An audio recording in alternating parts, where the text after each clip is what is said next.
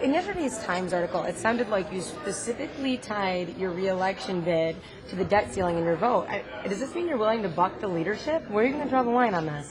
This is the moment that we were sent to Washington, D.C., and I'm not focused on re-election whatsoever. This is bigger than re-election efforts. This is about getting it right so that we have America for generations to come, and that's why it's so critical that we do this and do it right.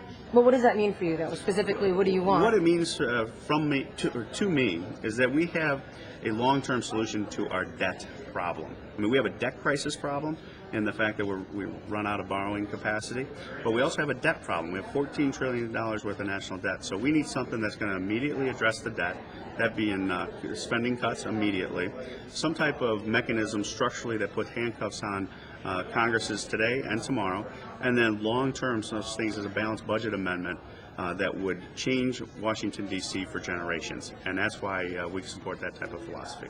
Well, what if your party cuts a deal before the deadline and it doesn't include the priorities you just outlined? What do you do? We're going to work hard to advocate for what we put out there, what we just talked about, and we're just going to keep on pushing on that. And if we get through this, the debt is not going to go away. If there's some type of gimmick that ultimately comes through Washington, D.C., that's going to have serious ramifications to it, and we're just going to have to go back to the drawing board and keep working on it. So you'd vote against it if it didn't include that? It depends on what the package is that's put up before us, but it has to be big, and it has to be something that's structural to Washington, D.C. to change for generations how we spend federal dollars, because right now we are spending out of control, and it's just not sustainable, and it will take America down.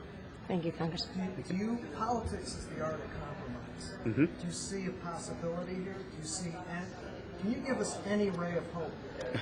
Yeah, I think as the political pressure starts to build, we haven't seen anything yet. I know it's gotten ugly over the last few days, but I think it's going to go to heights that we haven't seen in a long time. And with that will come political pressure to get something done.